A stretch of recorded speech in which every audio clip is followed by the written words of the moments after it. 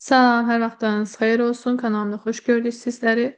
Bugün mən sizə sınaq 11 fizikadan izahını verəcəm. Gəlin başlayalım. Deməli, düz xəttə hərəkət edən cismin sürətinin modulunun zamanı asılı qrafik verilib. 5-ci saniyənin sonunda bu cismin sürətinin modulunu deyir hesablayın. Əvvəlcə baxıram ki, başlanğıc sürətimiz 0-dır. Qrafik 0-dan başlayıb. Deməli, V0 bərabərdir 0-a.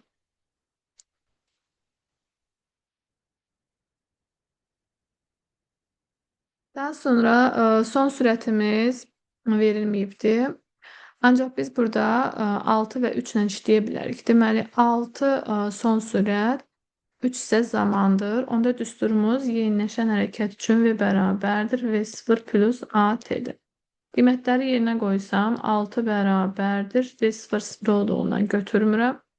3 vurulsun A. Buradan təcili tapa bilərik. 6-nı 3-ə bölürük. Olur 2 metr bölünmüş saniyənin kvadratı. Təcili tapdım.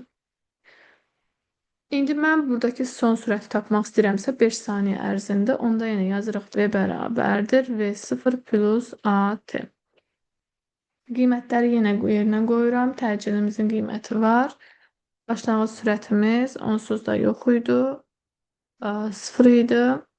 Ona görə təcilimiz 2-dir, zamanımız da 5-dir. 2-ni də 5-ə vururam, eləyir 10. Deməli, burada da olacaq 10 metr bölünmüş saniyə. Cavab olacaq C bəndi.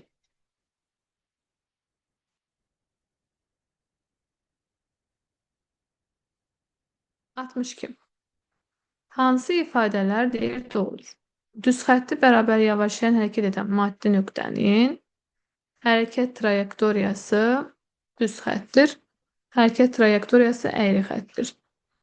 Ümumiyyətlə, hərəkət trayektoriyası düz xəttdir. Əyri xəttli deyil, yəni düz xətti bərabər adından məlum olduğu kimi düz xəttidir. Bərabər yeniləşən və yaxud da bərabər yavaşlayan fərqi yoxdur. Hərəkət trayektoriyası düz xətt olacaq. Əyri xətti çevrə üzrə aiddir. Sürətin qiyməti zaman keçdikcə dəyişir. Bəli, sürətin qiyməti zaman keçdikcə dəyişir. Amma həm ədədi qiyməti, həm də istiqaməti dəyişirdi. Çevrədə isə sabit qalırdı, istiqamət dəyişirdi ədədi qiymət. İndi burada qiymət zaman keçdikcə dəyişir, bəli, doğrudur. Sürətin qiyməti zaman keçdikcə dəyişmir, yanlışdır. Təcilin qiyməti zaman keçdikcə dəyişir, yanlışdır. Bir də təcilin qiyməti zaman keçdikcə dəyişmir. Təcil sabit olur. Ona görə doğru cavabımız olacaq B bəndi. 63. Xətti sürəti 5 metr bölünmüş saniyə olan maddi nöqtə verilmiş radiusda çevrə üzrə bərabər sürətlə hərəkət edir. Dövr etmə periodu 2 saniyə olan bu maddi nöqtənin 4 tam dövr ərzində getdiyi yolu deyir hesablayın. Əvvəlcə verilənləri gəlin yazaq. Xətti sürətimiz verilib və xətti sürət bərabərdir 5 metr bölünmüş saniyə. Periyodumuz da verilib. Periyod T bərabərdir 2 saniyə. 4 tam dövr ərzində n dövrlərin sayı verilib 4 dövrdür. Getdiyi yolu istəyir. S istəyir bizdən. Biz əvvəlcə və xətti sürət bərabərdir 2pi r bölünsün periyod düsturundan. Buradan biz qiymətləri yerinə qoyub tapa bilərik yeri, məsafəni. Sonra periyod düsturumuzda tam bir dövrə sərf olunan zaman idi. Burada periyodumuz var, dövrlərin sayı var. Zamanı tapa bilərik. Buradan zamanı tapmaq üçün periyodu vururam dövrlərin sayına. Yəni 2-ni vururam 4-ə, o deyir 8 saniyə. T-ni tapdıq 8 saniyə. S də bərabərdir V vurulsun T-dir. Yəni 8-i də 5-ə vursaq eləyir 40 metr. Cavab olacaq Y variantı. S bərabərdir V vurulsun T-dir. Sürətimiz var, xətti sürətimiz 5-dir. Tez zamanımızda tapmışıq 8 saniyə. O da eləyəcək 40 metr. 64. Çevrə üzrə bərabər sürətli hərəkətdə dövr etmə tezliyinin çevrənin radiusuna asılılıq diaqramı verilibdir. Hansı nöqtədə xətti sürətin ən böyük qiymətinə uyğundur? Əvvəlcə xətti sürətin həm tezliyi, həm də radiusu olan düsturunu yazırıq. V bərabərdir 2pi r n düsturu. Burada xəttə sürətin böyük qiyməti üçün bizdə həm tezliyin, həm də radiusun böyük qiyməti lazımdır. Çünki düz astıdır. Hər ikisinin böyük qiyməti 2 nöqtəsidir. Cavab olacaq 64-də B bəndi. Maddi nöqtəyə bir düz xətt boyunca əks istiqamətlərdə yönəlmiş qüvvələr tətbiq olunur. Bu qüvvələrin əvəzləyicisi 5 newtondur. F1 3 newton olarsa F2 qüvvəsinin modulunu tap. Deməli, bizdə əks istiqamətdə olanda əvəzləyici qüvvəni tapmaq üçün F1 qüvvəsindən F2 qüvvəsini çıxırıq. Əvəzləyici qüvvəmiz verilibdir 5 newton, F1 də verilib 3 newton. F2 qüvvəsini tapmaq istəyiriksə, onda 5 ilə 3-ü toplayacağıq. Yəni, yerlərini dəyişik götürək. Modulu da götürək. Ya da ki, mənfi olmasın. Deməli, onda olacaq bizdə necə? F2 çıxılsın, 3, F2 də bərabərdir. 5 ilə 3 toplayırıq, eğir 8 newton. 65'e də uyğun olacaq D bəndi.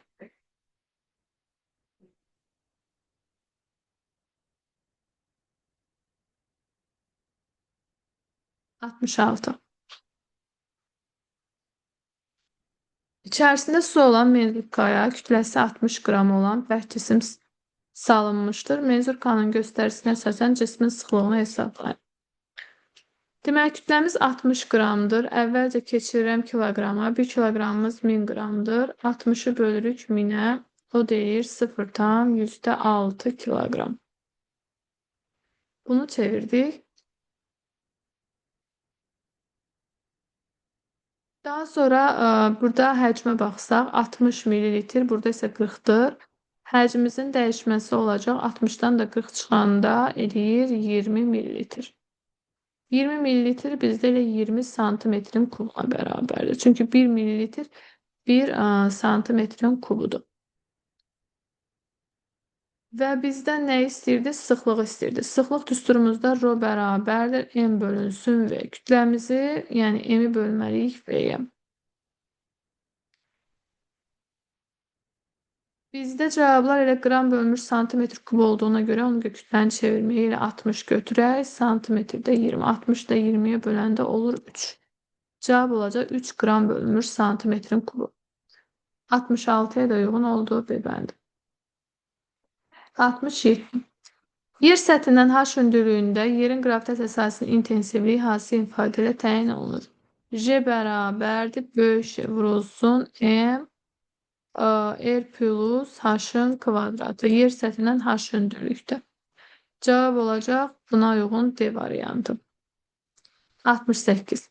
Yer səthindən şaqlı yuxarı atılmış cismin yer dəyişməsinin modulunun zamanası qrafiki hansıdır deyir. Şaqlı yuxarı atılanda cisim əvvəlcə yuxarıya doğru yavaşlayan, daha sonra aşağıya doğru yeyinləşən hərəkət edir. Buna uyğun olan qrafikimizə baxırıq.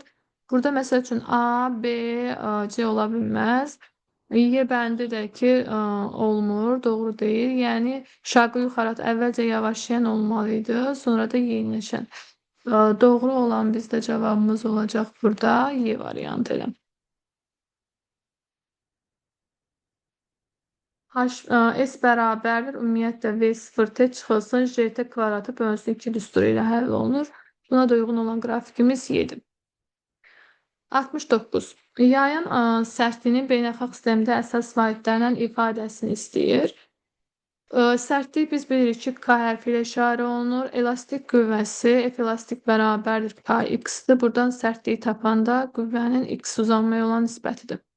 Qüvvənin vahidi newtondur. Newtonun metr olan nisbətidir. Newtonu isə kiloqram vurulsun, metr bölünsün saniyənin kvadratı kimi açırıq. Aşağıda da metr. Metrlər ixtisar getdi. Qalır kiloqram bölünsün saniyənin kvadratı. Yəni cavab olacaq D bəndi. 70. Masa üzərində sürüşən M1 cismi ilə səth arasındakı sürtünmə əmsalı 0,5 olan bu cismin təcilin modulunu hesablayın. Deməli, əvvəlcə baxıram ki, bu M1 cisimli kütləyə T gərilmə qüvvəsi burada ipə, yəni T gərilmə qüvvəsi təsir edir. Burada da eyni zamanda ipə T gərilmə qüvvəsi təsir edir. Yuxarıya doğru, ağırlıq qüvvəsi MJ isə aşağıya doğrudur. mj və a. Bunlar hər ikisi də bir istiqamətdə yönəlir. Demək ki, müsbətdirlər. Yəni olacaq m2j. Daha sonra t gərilmə yuxarıya doğru yönəldiyinə görə, eksi olduğuna görə çıxılacaq. T gərilmə bərabərdir m2a-ya. Sonra yuxarıdakı qüvvəyə eyni zamanda t gərilmədən əlavə F sürtünmə qüvvəsi də təsir edir. Onda olacaq t gərilmə çıxılsın F sürtünmə qüvvəsi. Bu da bərabərdir M1A-ya. Yəni gərilmə qüvvəsi ilə M1A eyni istiqamətdə olacaq. F sürtünmə isə əks istiqamətdə olacaq.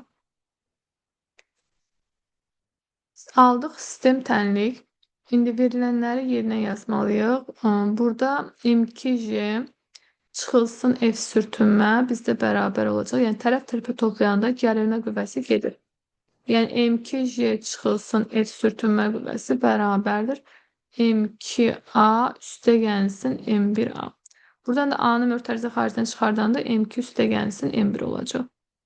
Yəni təcilimiz A bərabərdir M2J çıxılsın mü M1J bölünsün M1 üstəgəlsin M2. Qiymətləri yerinə qoysaq, M2 bizdə 3 kiloqramdır. 3 ona vururuq, eləyir 30, çıxılsın. Mü verilmişdi, sürtünməmiz 0,5 idi. M1'imiz 2'dir, J'miz də 10'dur. Aşağıda da kütlələrin cəmi 2 ilə də 3 toplayırsan, eləyir 5. 0,5 10'a vuranda 5, 5'i 2'ye vuranda 10, 30'dan da 10 çıxanda 20. 20'ni də 5'e böləndə alırıq 4. 4 metr bölünmüş saniyenin kvadratı. Yəni cavab olacaq B bəndi.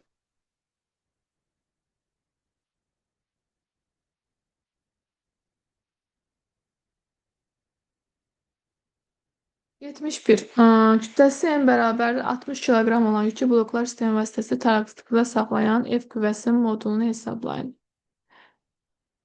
Deməli, burada qüvvələri tapsaq, ağırlıq qüvvəsi ümumiyyətlə aşağıya doğrudur və burada 2 tərpənən, 2 tərpənməz blok var. Ümumilikdə tərpənən blok qüvvədə 2 dəfə qazanc verir. O da 2-dən olduğu üçün 2 vurulsun ki, yəni 4 dəfə olacaq. Yəni bizdə onda F bərabər olacaq mj bölünsün 4'ə.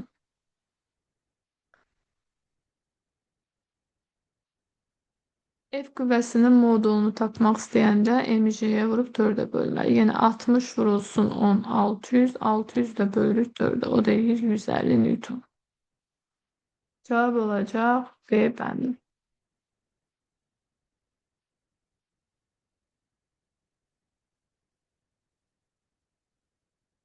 72. Yer səthindən müəyyən hündürlükdən sərbəst düşən 2 kiloqram kütləli cismi ikinci saniyenin sonunda kinetik enerjisi potansiyel enerjisindən 4 dəfə çoxdur. Bu cismin tam mexanik enerjisini tapmaq deyil.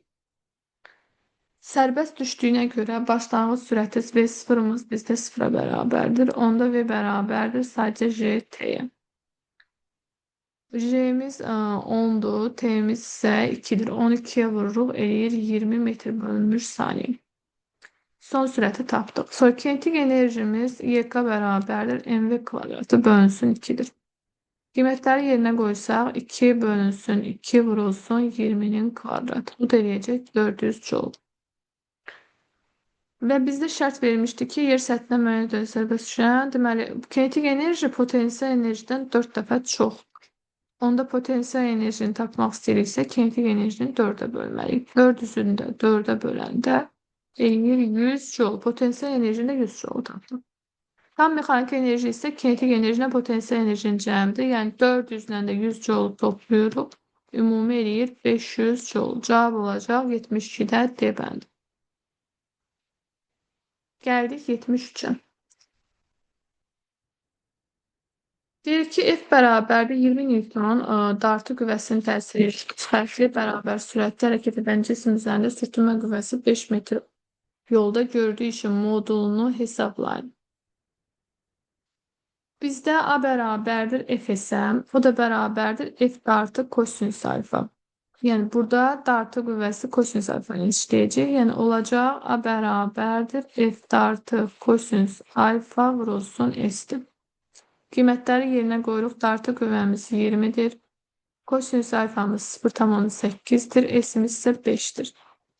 100 ilə 0.8'e vuranda olur 80 joule. Cevap olacaq B bəndi.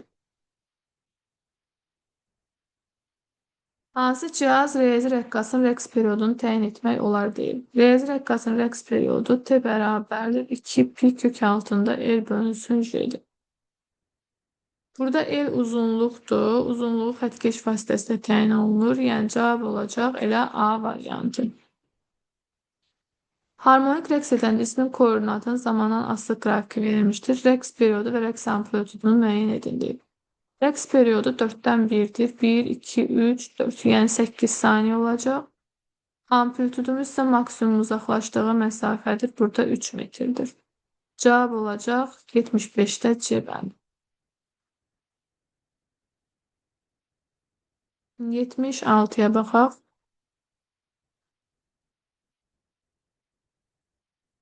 Gəmidən dərinliyi 6 kilometr olan dənizin dibinə suda yayılma sürəti 1500 metr/saniyə olan ultrasəs siqnalı göndərilir. Bu səs siqnalının göndərmə və qəbul olunma anları arasındakı vaxtı hesablayın. Yenə də əks-səda düsturunu yazırıq. S bərabərdir VT bölünsün 2 düsturu ilə. Və yaxud da H bərabərdir VT bölünsün 2 fərqi yoxdur. Bizdən burada T'ni istəyir. T'ni də tapmaq üçün 2S'i bölürük V'yi. 6 kilometrimizdə 6000 metrdir. V'miz də 1500'dür. Sarılar gedir 60'ı 15'e bölündü. 4, 4, 2'ye vuranda olur 8 saniye. Cevap olacak A variantı. 77. Harmonik rəqs edən cismin impulsunun proyeksiyasının zamandan asılı qrafiki verilir. Bu cismin kinetik enerjisinin zamandan asılı qrafiki hansıdır deyir. Deməli, impulsun zamandan asılı qrafiki koordinat başlanğıcından keçən xəttir. İmpuls mənfi ola bilir, amma kinetik enerji mənfi ola bilmir və koordinat başlanğıcından keçən isə bizdə sinusoiddir. İmpulsdur, kinetik enerjidir, sürətdir. Bunların qrafikləri eyni olacaq.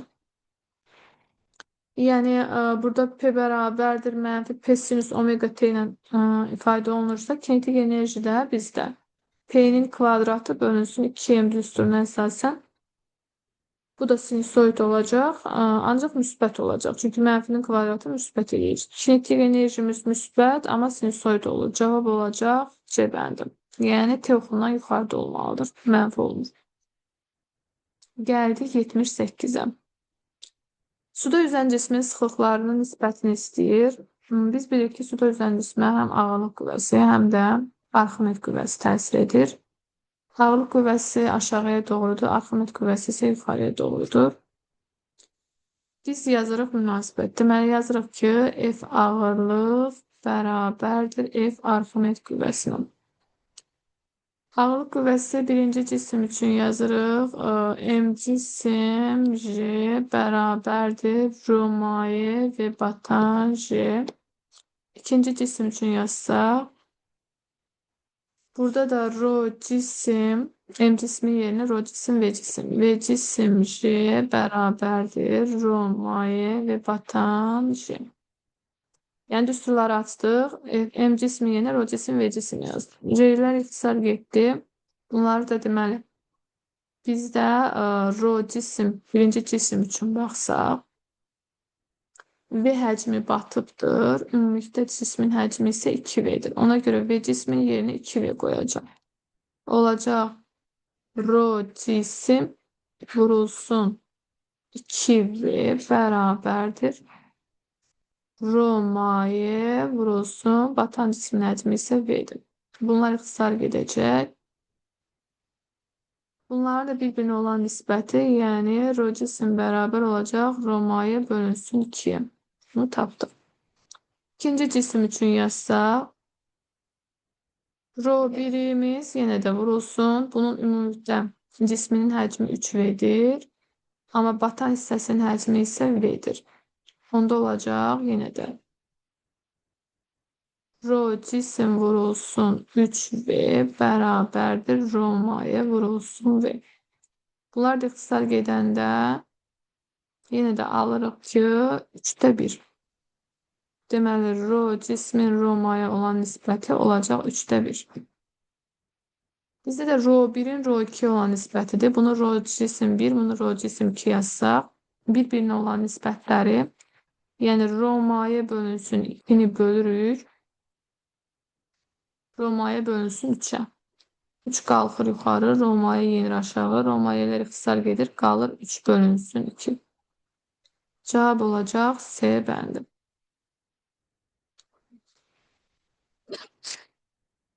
Gəldik 79-a.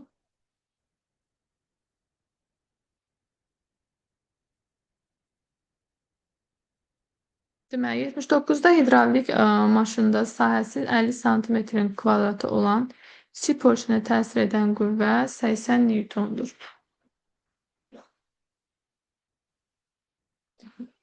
Deməli, onda yazıram ki, S1 bərabərdir 50 santimetrin kvadratı.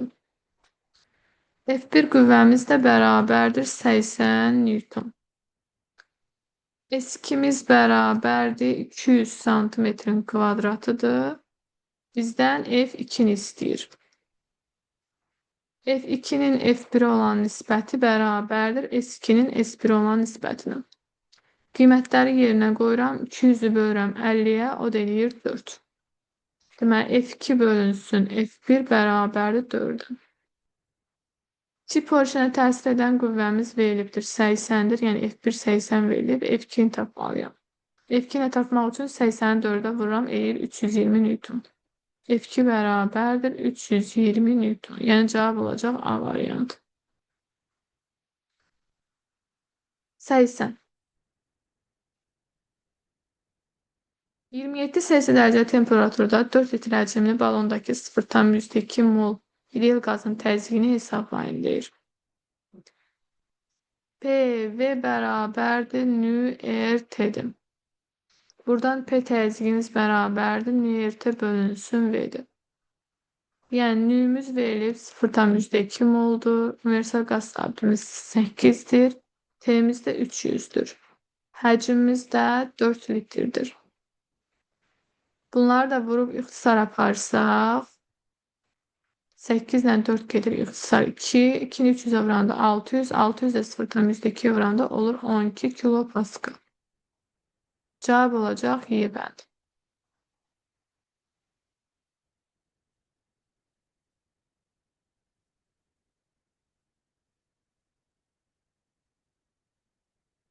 Sabit temperaturda ideal qazın daxili enerjisinin onun kütləsindən asılı qrafiki hansıdır deyir. Deməli, sabit temperaturda T bərabərdir konstantdır. Onda bizim daxili enerjimizin düsturu 2'də 3 nÜRT düsturu ilə ifadə olunur. Burada nÜ'nü də açanda olur 2'də 3 M bölünsün böyük M RT'dir. Kütlədən də asılığı düz asılıdır. Daxili enerji kütlədən düz asılıdır. Cavab olacaq A variantı.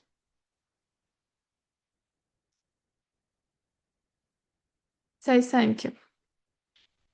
Verilmiş kütləli ideal qazın izobar genişlənmə və izoxar qızma prosesləri üçün Euler inteqramında uyğun ifadələri deyil müəyyən edin. İzobar genişlənmə bizdə P konstantdır. İzoxar qızmada isə həcm sabitdir. Və PV bölünsün T düsturuna əsasən izobar genişlənmədə həcmimiz T ilə düz asılıdır. Yəni həcmimiz artırsa temperaturumuz da artır.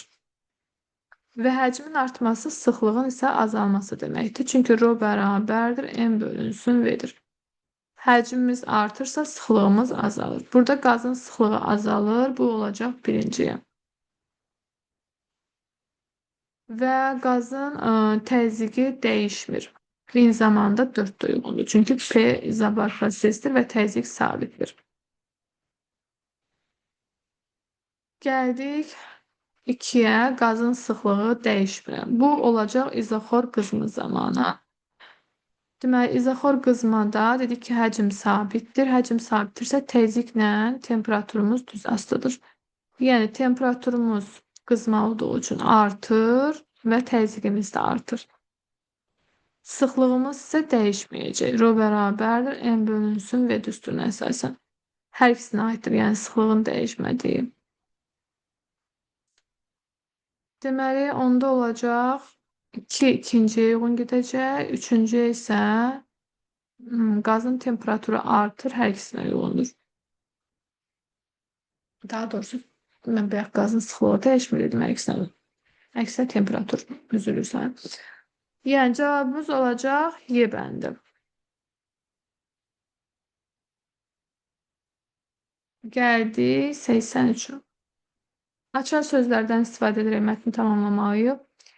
Sıxlığı mayenin sıxlığından kiçik olan cismin müəyyən hissəsi mayaya batmaqla onun səthində üzür. Sıxlığı mayenin sıxlığına bərabər olan cismin həmin mayenin daxilində ixtiyari dərinlikdə üzə bilir. Mayədə üzən cismə təsir edən arximent qüvvəsi ağırlıq qüvvəsinə bərabər olur. Sıxlığı mayenin sıxlığından böyük olan cisim mayedə batır. Mayedə batmış cismin çəkisi onun vakuumdakı çəkisindən F arximent qüvvəsi qədər azdır. Yəni, olacaq 5, 1, 2, 3, 4.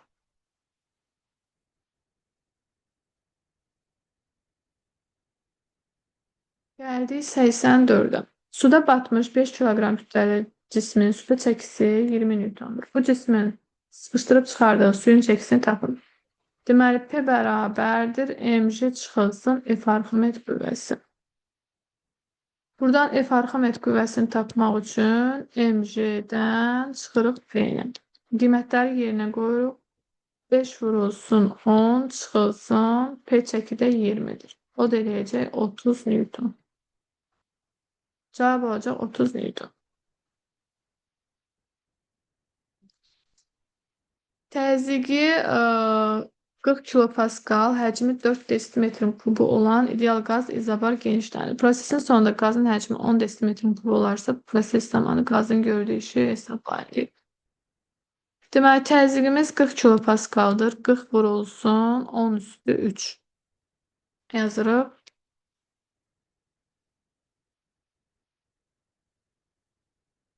Həcmimiz isə 10 desimetr kubundan 4 desimetrin kubun fərqi olacaq. Çünki A bərabərdir P delta V. Qiymətləri yerinə qoysaq, 40 vurulsun 10 üstü 3.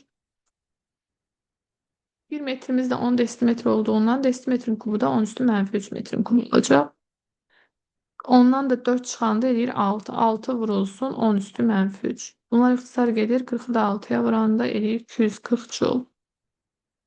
Cavab olacaq 240 joule. Hansı qrafikdə verilmiş kütləli ideal qaz üzərində gedən izotermik prosesə uyğundur deyil.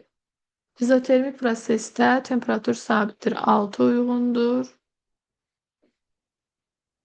Bir də P-nin V-dən asılı qrafikində PV bölünsün T-dir. İzotermik prosesdə düz asılı olsa da tərs asılı olacaq. 2 uyğundur. Yəni cavab olacaq 2 və 6. 87. Uyğunluğu müəyyən edin deyir. Burada P bərabərdir MKT-dir. Ümumiyyətlə düsturumuz təzyiq P bərabərdir MKT-yə bərabərdir. Kail hissəsində izotermik prosesdir və təzyiqlə konsentrasiya düz asılıdır. Burada kail hissəsində deyirik ki, izotermik prosesdir. Daxili deməli onda enerjimiz dəyişmir. İzotermik prosesdə daxili enerji dəyişmir. 1-ə uyğun olacaq C bəndi. Elm hissəsində artıq konsentrasiya sabitdir və təzyiqimiz azalır. Təzyiqimiz deməli U bərabərdir 2-də 3 nÜ/T. Burada gördüyünüz kimi daxili enerji sabitdir izotermik prosesdə. Bu K-ilə aid idi. P bərabərdir MKT-yə aid idi.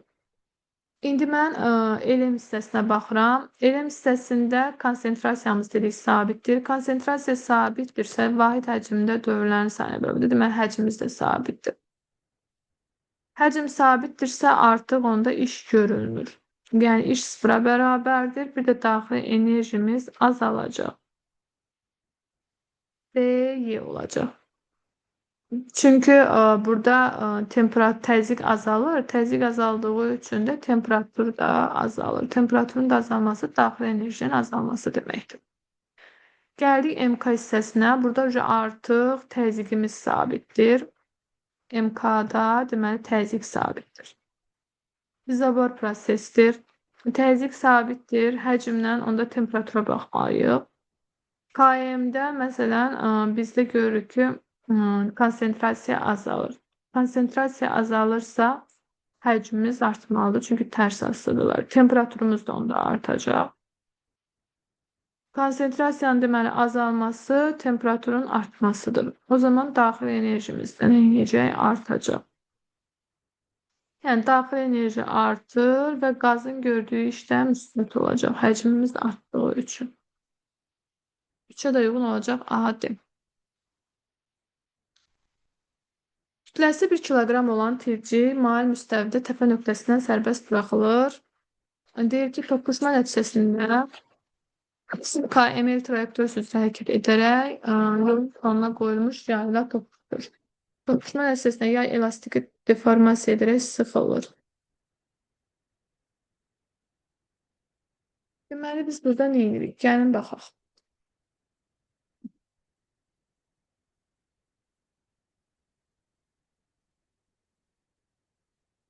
Əvvəlcə baxıram ki, mən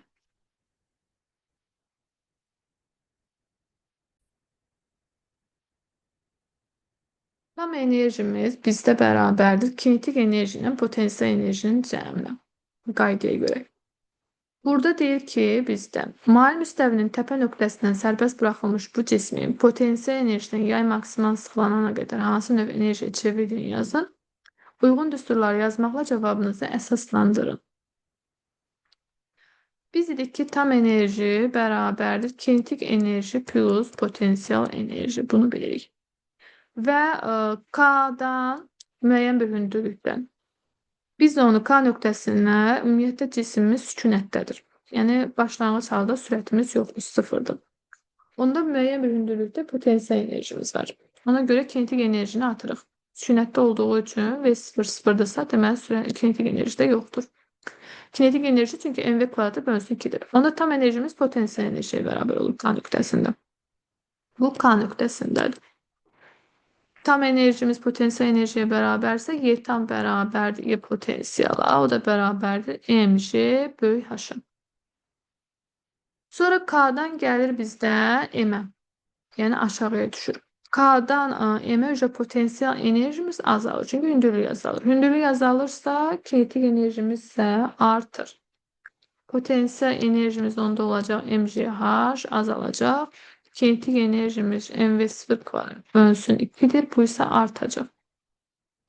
Daha sonra gəlib düşür M nöqtəsinə. M nöqtəsində artıq kinetik enerjimiz maksimum olacaq. Potensial enerjimiz olmayacaq. 0 olacaq. Onda M ve M'in kvadratı bölünsün 2 tam enerjiyə bərabər olacaq. Yəni kinetik enerjimiz var. Bu da olacaq bizdə M nöqtəsində. M nöqtəsində.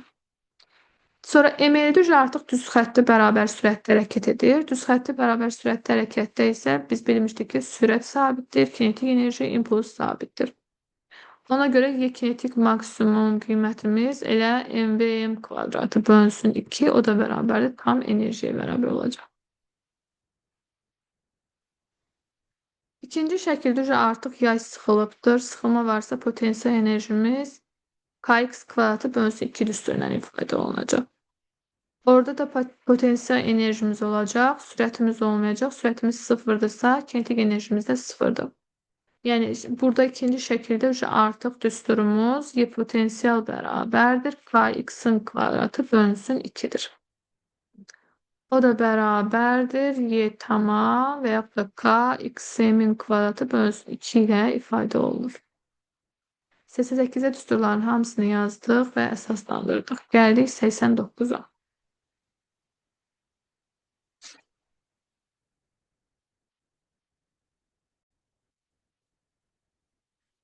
89'da elastik deformasyon olmuş yayın maksimal sıxılmasını hesablayın. Dedik ki, Y potensial enerji bərabərdir. Kx kvadratı bölünsün 2'dir. Buradan da biz x uzanmanı tapmaq istəyiriksə 2y potensial bölünsün k'dır. O da kök altındadır. Yəni 2mgh bölünsün k sərtlikdir. Qiymətləri yerinə qoysaq 2 vurulsun 1 vurulsun 10 vurulsun h'da 1'dir. Bölünsün kas sertliğimizde verilip 500'dür. Sarılarımız gedəcək olacak 0,2 metr yani 20 santimetr. Cevap olacak 20 santimetr. 90. 0 T1 zaman müddətində KM trayektoriyası üzrə T1 T2 zaman müddətində isə M trayektoriyası üzrə hərəkət etdiyini qəbul edərək K nöqtəsindən sərbəst buraxılmış bu cismin yayda toqquşma anına qədər kinetik enerjisinin zamana asılı qrafikini çəkin. KM trayektoriyasını düz xətti qəbul edin. Cavabınızı əsas deməli V bərabərdir V0 plus AT. Burada V0 bərabərdir 0'a. Onda V bərabərdir AT'ye. Kinetik enerjimiz mv kvadratı bölünsün 2'dir. Veyahut da ma kvadratı t kvadratı bölünsün 2'dir. Burada birinci haldaydı bu. Tabii ki biz demiştik ki bu hansı haldadır? K M trayektoriyasındaydı. M trayektoriyasında ise düz xəttiydi. Bu K M trayektoriyasındaydı. M trayektoriyasında düz xətti olduğu için kinetik enerjimiz sabit olmuştu. Mv kvadratı bölünsün 2 beraber idi konstant. Şimdi biz bu grafiki çəkəsi olsaq, deməli kinetik enerjinin en zamandan asılı qrafiki əvvəlcə yeniləşən hərəkət edib, sonra da düz xətti bərabər sürətdir. Bu T1 zaman arzında, bu da T2 zaman ərzində, burada 0-dan başlayıb. Bu qədər. Növbəti videolarda görüşmək ümidi ilə sağ olun.